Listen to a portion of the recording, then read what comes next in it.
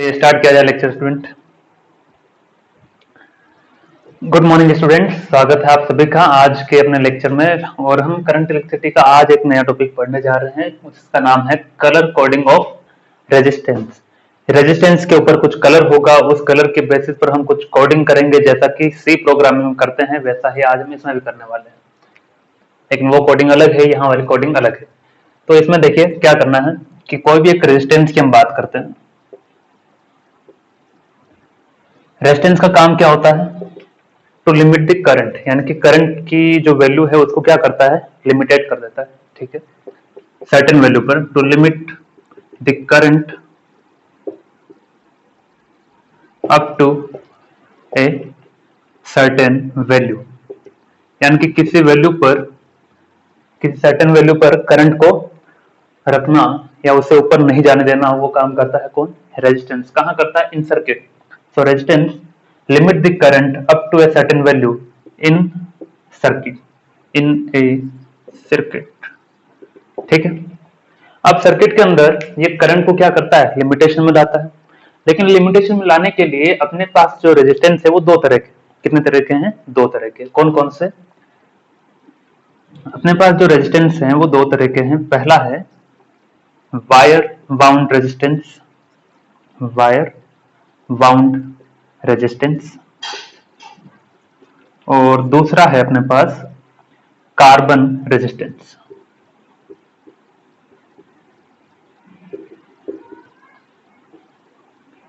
तो wire bound resistance क्या होता है? सिंपली आपने क्या किया है, वायरिंग किया है, तो वायरिंग की वजह से रेजिस्टेंस जो हुआ है उसे क्या कहेंगे? Wire bound resistance. लेकिन इसकी चर्चा हम अभी नहीं कर रहे हैं, इसकी चर्चा हम करने वाले हैं कार्बन रेजिस्टेंस की। क्या होता है कार्बन रेजिस्टेंस?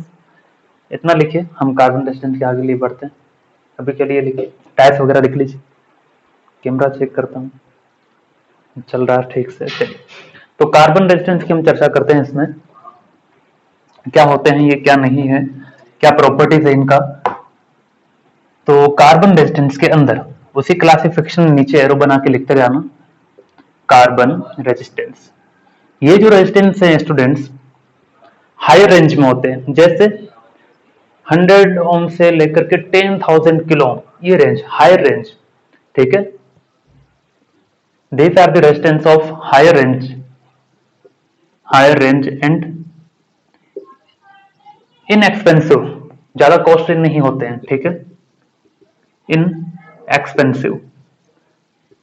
अब इनके ऊपर क्या होता है स्टूडेंट, ये जो रेजिस्टेंस दिखाई देगा, एक टर्मिनल इधर होगा, एक टर्मिनल इधर होगा, और बीच में कुछ ऐसा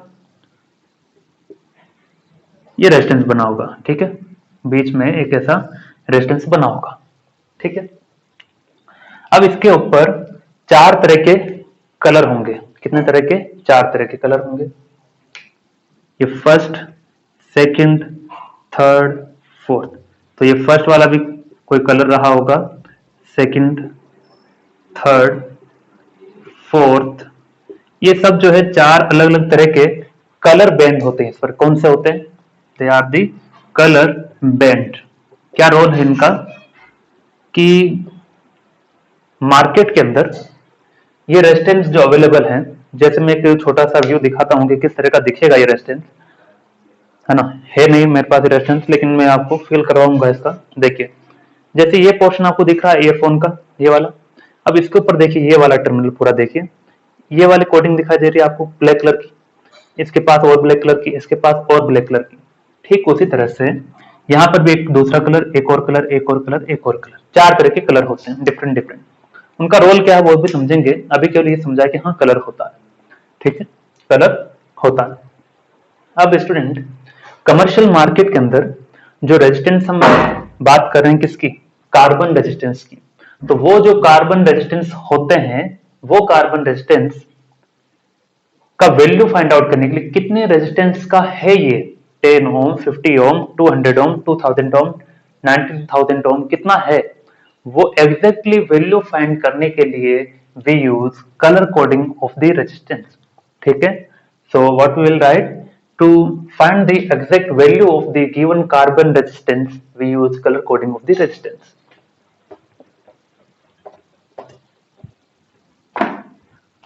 to find the value of given resistance, we use color coding of resistance. We use color coding of resistance.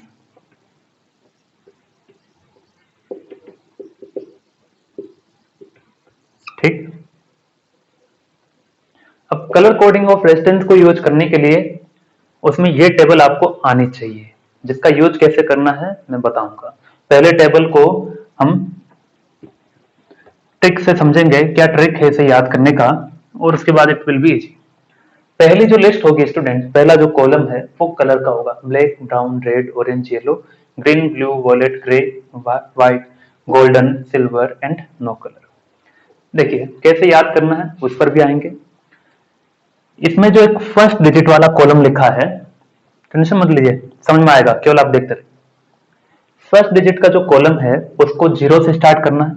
0, 1, 2, 3, 4, 5, 6, 7, 8 और ये 9। उसके बाद कुछ नहीं, यहां पर भी कुछ नहीं। आसान। सेकंड डिजिट का एक कॉलम लिखा है, उसमें भी 0 से स्टार्ट होना है। 1, 2, 3, 4, 5, 6, 7, 8, 9, कुछ नहीं एंड कुछ नहीं, नथिंग। ओके, चलिए अब हम इसमें बात करते हैं। यहां पर हमें 10 की पावर लिखनी होती है। कितने की पावर? 10 की पावर। कैसे? यहां पर देखो दोनों 0 है तो यहां पर 10 की पावर कितनी आएगी? 0 आएगी, और 10 की पावर 0 कितनी होती है? 1। यहां दोनों 1 है तो 10 की पावर कितनी आएगी? 1। यहां 10 की पावर 2, यहां 10 की पावर 3, यहां 10 की पावर 4, यहां 10 की पावर 5, यहां 10 की पावर 6, यहां 10 की पावर 7, यहां पर 10 की पावर 8 और यहां पर 10 की पावर 9। 9 तक ही जाएंगे। उसके बाद गोल्डन और सिल्वर वाले केस में हम वापस उल्टा चलेंगे। 10 की पावर -1, 10 की पावर -2 और यहां पर कुछ नहीं। बोर्ड में देख लेता हूं, दिख जाएगा ना? दिख जाएगा, चलिए बेफिक्र रहें। और फाइनली अब बचता है परसेंटेज। परसेंटेज में केवल 2 ही लोगों के परसेंटेज हमें याद रखने हैं, इसका कुछ भी नहीं है। केवल गोल्डन और सिल्वर के लिए चीजें वर्क करेगी। +-5%, +-10% और ये +-20%। ठीक, 20% दिख जाएगा। सबसे लास्ट वाले मैंने 20% लिखा, उससे ऊपर +-10 और +-5%। प्लस और माइनस का मतलब यह है कि पॉजिटिव भी हो सकता है, नेगेटिव भी हो सकता है। टॉलरेंस है, टॉलरेंस का मतलब भी हम समझेंगे, चिंता नहीं कीजिए। चलिए अब सबसे पहली बात, इसे यूज कैसे करना जैसे ये एक रेजिस्टेंस दिया है, ठीक है, ये एक रेजिस्टेंस दिया है,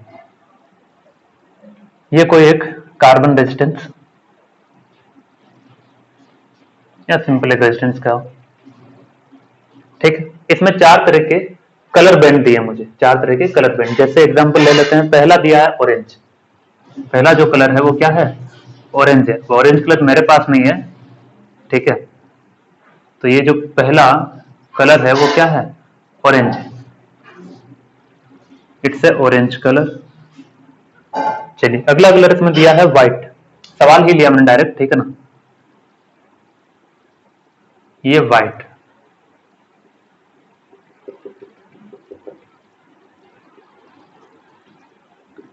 ये व्हाइट हो गया। तीसरा इसमें दिया है red colour.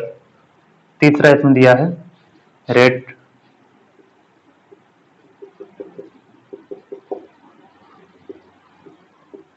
And finally fourth दिया है गोल्डन। फोर्थ क्या है? Golden. It's a golden opportunity to have a golden colour. चलिए पहला जो कलर होगा वो दिखाएगा फर्स्ट डिजिट को। पहला जो कलर है वो किसको दिखाएगा? फर्स्ट डिजिट को, ठीक है। दूसरा जो कलर होगा हमेशा ही ऐसी ट्रेंड में चलेगी, इसी सीक्वेंस में चलेगी चीजें। दूसरा जो कलर होगा वो दिखाएगा स्टूडेंट सेकंड डिजिट को। किसको दिखाएगा? सेकंड डिजिट को। तीसरा कौन सा कलर है? रेड। तीसरी जो कॉलम है वो क्या है? मल्टीप्लायर, यानी कि तीसरा कलर जो दिखाएगा वो मल्टीप्लायर को दिखाएगा। And finally fourth, tolerance. ठीक, फर्स्ट डिजिट को स्टूडेंट मान लेते हैं, अब डायरेक्ट में लिख ही देता हूं, ठीक है? कैसे? देखिए, पहला जो कलर है फर्स्ट डिजिट को दिखाता है। कौन सा कलर है? ऑरेंज। ऑरेंज कहां पर है? ये रहा। ऑरेंज कलर में फर्स्ट डिजिट देखो कितना है?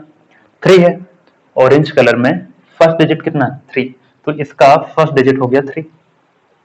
ओके, सेकंड डिजिट किसके लिए? व्हाइट कलर के लिए। तो व्हाइट कलर कहां है? व्हाइट, ये रहा सेकंड डिजिट, ये है सेकंड डिजिट 9। 9 आया। चलिए, तो ये 3 9। अब multiplier, that means you multiply it, ठीक है? अगला क्या है? मल्टीप्लायर है तो मल्टीप्लाई करेंगे। मल्टीप्लायर कहां है? थर्ड कॉलम में। कौन सा कलर है? Red colour. Red colour third column में लेके जाओ, कितना? 10 की पावर 2, 6 10 की पावर 2। अब जो मल्टीप्लायर है उसका यूनिट क्या होता है? ओम होता है, ठीक है? तो इसके साथ में ओम लिखना है, और यहीं पर आप गलती करेंगे, आई गारंटी, ठीक है? और finally tolerance. Tolerance golden, golden का टॉलरेंस कितना है? गोल्डन मतलब गोल्ड ही है, डोंट वरी, ठीक है? ये golden, of course golden plus minus 5%, plus minus 5%, ये आंसर हो गया। बताओ, कोई दिक्कत नहीं? वेरी सिंपल है ना? चाहो तो ये भी आंसर है।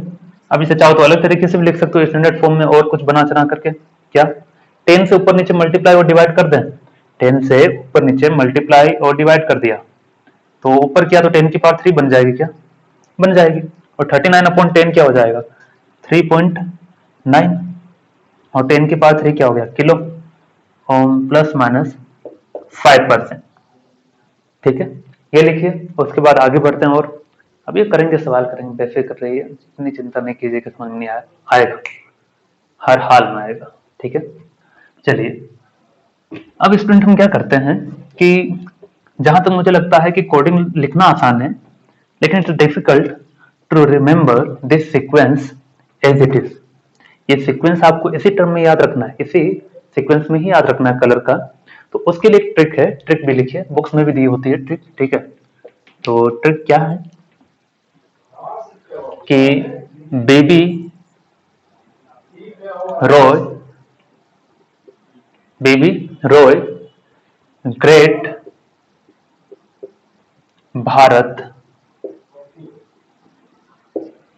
Very good wife. चलिए देखते हैं क्या है मतलब इसका। बी और बी जो कैपिटल लेटर में लिखे हैं उन्हीं का सारा रोल है, ठीक है? पहला बी फॉर ब्लैक, दूसरा बी यानी कि ब्राउन, ठीक है? पहला बी यानी कि ब्लैक, दूसरा बी यानी कि ब्राउन। आर क्या है? रेड। ओ मतलब ऑरेंज। वाई मतलब yellow, yellow yellow yellow, okay. G for green, G for green. B for blue, V for violet, G for grey,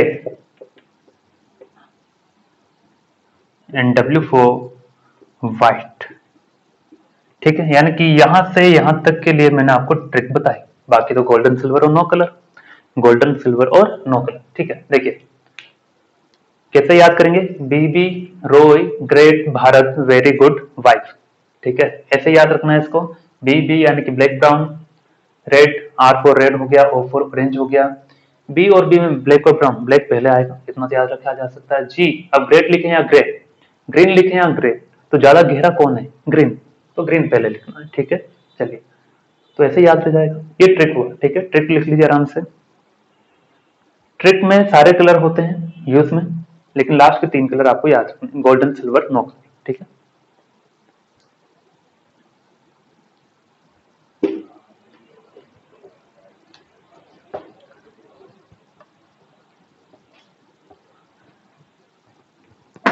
आगे बढ़े।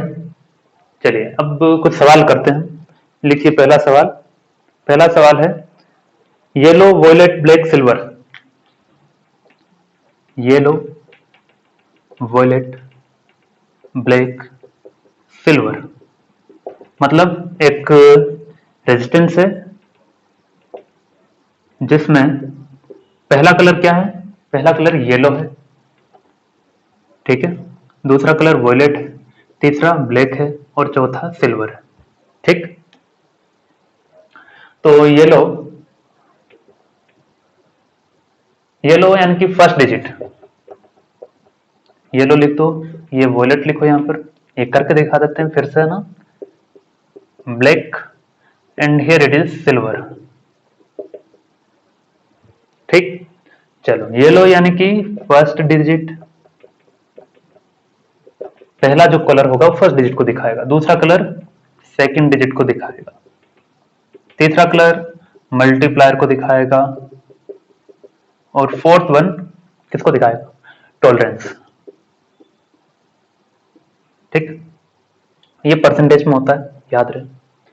टॉलरेंस का मतलब है कि कितना ऊपर नीचे यानी कि एरर वो सस्टेन कर सकता है। जैसे जैसे सिंपल सी बात यह है कि अगर कोई स्टूडेंट कहता है कि सर मैं 2 घंटे पढ़ सकता हूँ कंटिन्यूसली, तो क्या वो 2 घंटे से ज्यादा 5-10 मिनट ज्यादा नहीं पढ़ सकता? तो 2 घंटे प्लस माइनस 10 मिनट है ना, यानी कि 10 मिनट कभी ज्यादा भी पढ़ सकता है, 10 मिनट कम भी पढ़ सकता है, दैट इज द टॉलरेंस।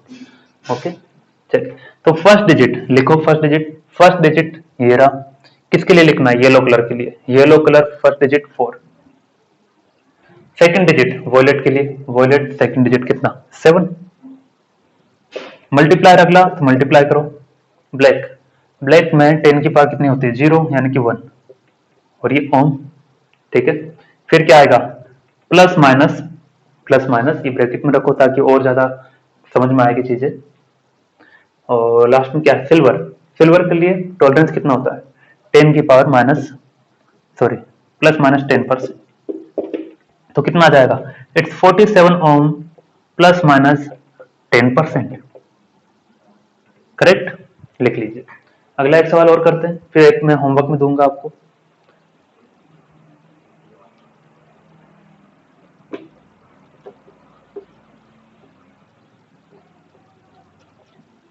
चलिए दूसरा है स्टूडेंट, इसमें दूसरा क्या है, green blue red golden, green blue red golden. Okay, तो ग्रीन यानी कि एक रेजिस्टेंस बनाएंगे, धन धनाधन से बना देंगे, है कि नहीं पता है नहीं चलने देंगे कब बनाया। चलिए पहला कलर, दूसरा कलर, तीसरा और ये फोर्थ चौथा। चलिए तो पहला कलर है ग्रीन ब्लू रेड गोल्डन। ठीक है, तो ग्रीन यानी कि फर्स्ट डिजिट, और ऐसे लिखते हैं ना, क्या है कि ऐसे बार बार लिखने से चीजें याद हो जाती है, इसलिए बार बार लिखता हूँ। और आप भी ऐसे प्रैक्टिस कीजिए, मुझे तो याद है, मैं तो आप लोगों के लिए प्रैक्टिस करता हूँ कि आप भी ऐसे कीजिए, है ना। First digit, second digit, then it's multiplier, golden, tolerance. अच्छा एक डाउट आना चाहिए आपको, जैसे पिछले वाले में आंसर आया था 47, इनके बीच मल्टीप्लाई नहीं है, सिंपली दोनों डिजिट साथ में लिखने होते हैं बस, ये दोनों डिजिट साथ में लिखना है, and now it's 47 not 4 into 7, it's 47। ठीक है, देन 47 ओम प्लस माइनस क्या आया था 10%, तो ये दोनों चीजें दोनों जो डिजिट है साथ में लिख दो केवल, बस उसका काम इतना ही है। ठीक है,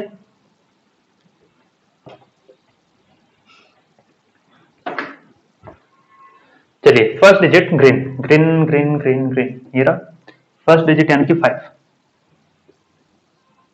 सेकंड डिजिट ब्लू से blue, second digit 6, then multiply, तो दोनों को मैंने साथ में लिखा तो केवल ये 56 है, ठीक है ना, multiplier then multiply it, multiplier में रेड के लिए चलना है, रेड के लिए 10 की पावर कितना है 2 है, ये ओम और ये प्लस माइनस गोल्डन, गोल्डन कितना होता है plus minus 5%। Yes we get the answer, है ना। तो क्या आ जाएगा 56 इंटू 10 की पावर 2 ओम प्लस माइनस 5%। चाहो तो किलो में कन्वर्ट कर लो, क्या आ जाएगा, it comes out to B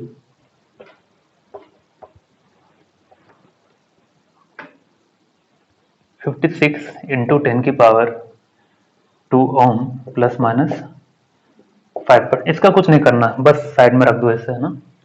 it's comes out to be 5.6 kilo. अब तो मैं डायरेक्ट कर सकता हूँ, आप इतने स्मार्ट हैं, समझ सकते हैं चीजों को, है ना। पहले वाले में जो किया था वही किया है। चलिए एक सवाल मैं आपके लिए देता हूँ होमवर्क के लिए, उसे ठीक से कीजिएगा, और जैसे आप उससे सॉल्व करते हैं तो सॉल्व करने के बाद उसका स्क्रीनशॉट मुझे व्हाट्सअप कीजिए, ठीक है, ताकि हाँ आपने कैसे उसे अटेंड किया है। No doubt you will get the answer, I am very confident you will get the answer. और ये काफी अच्छी बात है कि बहुत से स्टूडेंट रेस्पॉन्स देते भी हैं, जो जो मैं क्वेश्चन पूछता हूँ तो काफी स्टूडेंट रेस्पॉन्स देते हैं। It's a very good habit, है ना, कीप इट अप, ऐसा ही होना चाहिए। चलिए अगला सवाल लिखिए। अगला है ब्राउन ब्लैक ऑरेंज गोल्डन, ये आपके लिए homework. Brown black orange golden, ठीक है, तो लिख लीजिए, उसके बाद हम आगे बढ़ते हैं। फ्रेंड्स अगला एक सवाल लिखा है, देखिए उसे, काफी इंटरेस्टिंग सवाल है ये। सवाल की खास बात क्या है कि जैसे घर में जो अपने इलेक्ट्रिसिटी बिल आते हैं, कौन से इलेक्ट्रिसिटी बिल, मैं चाहूंगा कि उसे आप एक बार ठीक से देखें कि उसका कैलकुलेशन वगैरह कैसे होता है। That's what an electrical engineers do, because you are the future engineers, ठीक है। तो आपको ये देखना है कि कैसे ये कैलकुलेशन वगैरह होता है ना। तो उसी के बेस पर मैंने एक सवाल लिया है, फिर इसके बारे में चर्चा करेंगे इलेक्ट्रिसिटी बिल पर भी, ठीक है। सवाल पढ़ते हैं।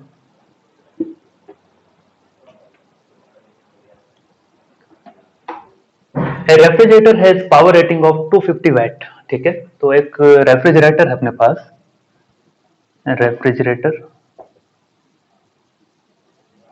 रेफ्रिजरेटर क्या करता है, अरे आइस, आइस देता है और क्या करता है ना, सिंपल है। केवल आइस नहीं देता है, और भी बहुत से ऑपरेटिंग इसके टूल हैं या फिर बहुत से इसके यूज हैं। तो power P equal to 250 watt, ये इसका रेटिंग है इतने के लिए, which operates for 8 hours a day. एक दिन में कितना चलता है, time T is equal to 8 hours, एक दिन में इतना चलता है, ठीक। तो पूछा है calculate the cost of electrical energy, power दिया है कि एक डब्बा है अपने पास रेफ्रिजरेटर का, इतने घंटे चलता है, तो बताओ, पहले तो ये बताओ कितनी एनर्जी उसने खर्च की। Calculate the cost of electrical energy to operate for a month for 30 days. तो हम क्या करते हैं, सबसे पहले इसका इलेक्ट्रिकल एनर्जी निकालते हैं एक दिन के लिए, क्योंकि एक दिन में कितने घंटे चलता है, 8 आवर्स, कितना पावर 250 वॉट। तो देखो सिंपल है, power is equal to energy upon time, so energy is equal to power into time, सही। So electrical energy is equal to power into time, power कितना 250 इंटू टाइम कितना 8 hours, तो power तो हो गया कितना वेट, और टाइम है आवर्स, आवर्स में, तो वेट आवर्स क्या आ जाएगा, it comes out to be 25 into 8 200, और ये ऑलरेडी मल्टीप्लाई करना यही आएगा, ठीक है, वेट आवर्स। इसे ऐसा लिख दें, ये तो किलो हो गया, 10 की पावर 3 यानी किलो, यानी कि it comes out to be 2 kilo watt hours, it's electrical energy. क्या कहते हैं आप लोग, सही है, हाँ ये सही है। लेकिन it's a electrical energy, it's a cost of electrical energy, sorry, it's a consumption of electrical energy per day, कितने दिन में, एक दिन में, क्योंकि एक दिन में कितने घंटे चलाया, 8 घंटे, तो इतना एनर्जी जा रहा है। तो अगर एक महीने चलाओगे, एक महीने अगर चलाएंगे तो टोटल इलेक्ट्रिकल एनर्जी कितना जाएगा, ठीक है, देखते हैं। तो for one day international, no no no no no no no, for one day E is equal to 2 kilowatt hour, सही। So for 30 days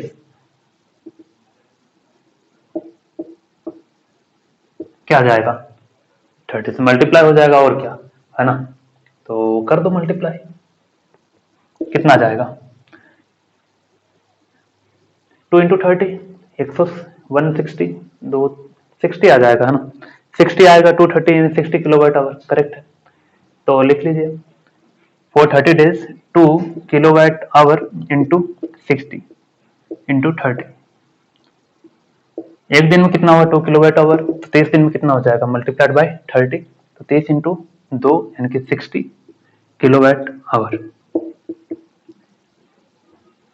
तो इतना एनर्जी खर्च होगा। अब इसके आगे क्या पूछा है, the cost of electrical energy is ₹3 kilowatt hour, यानी कि 1 किलोवाट आवर का जो खर्च है वो कितना है, 3 रुपए है। तो बताइए कि जो आपने टोटल खर्च किया है एक महीने के लिए उसमें टोटल कितना खर्च आएगा, तो उसके लिए क्या करना होगा, कोई उपाय, उपाय बहुत आसान है। Cost of electrical energy is ₹3 kilowatt hour, यानी कि 1 किलोवाट आवर के लिए 3 रुपीज खर्च हुए, तो 60 किलोवाट आवर के लिए 3 इंटू 60 कितना हो गया 180 रुपीज, यानी कि आपका इलेक्ट्रिसिटी बिल जो आएगा 180 रुपीज आएगा, कितना आएगा 180 रुपीज आएगा। तो ऐसे कैलकुलेट करना होता है, ठीक है। अब इसे लिखिए, मैं आपको थोड़ा सा कमर्शियल इलेक्ट्रिसिटी बिल का कुछ नॉलेज देता हूं कि उसमें क्या रोल होता है, कैसे चीजें वर्क करती है।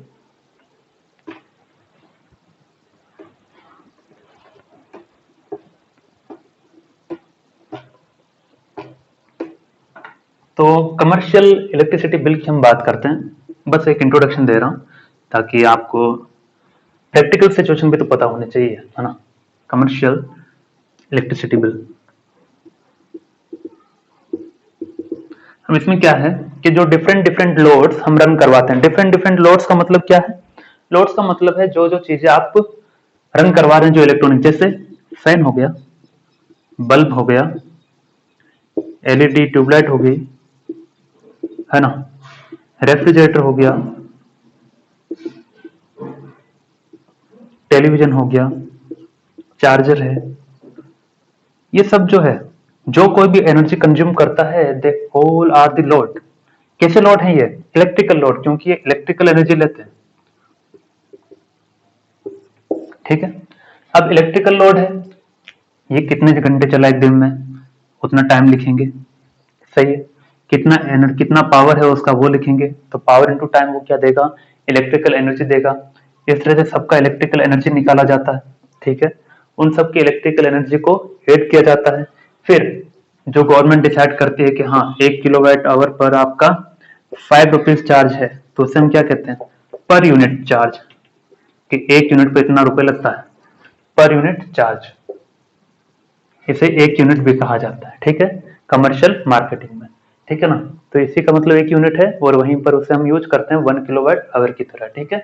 चलिए, अब इसके बाद इलेक्ट्रिसिटी बिल में ये सारे लोड कैलकुलेशन होने के बाद मीटर रीडिंग, जो मीटर हम लगाते हैं, electricity metre, electricity meter reading जो यूज होता है, उसका क्या होता है, उसका अपना एक चार्ज होता है, वो चार्ज जो भी होगा 350 450 वो उसमें ऐड होता है, तब जाकर के आपका टोटल इलेक्ट्रिसिटी बिल जनरेट होता है।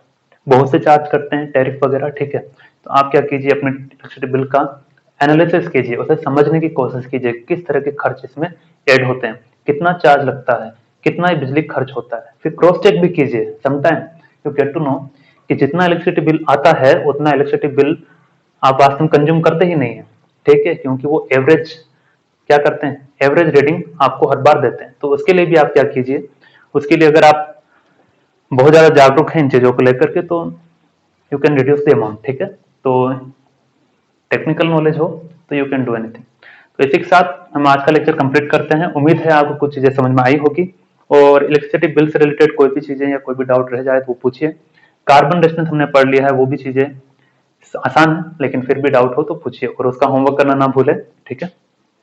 टाटा।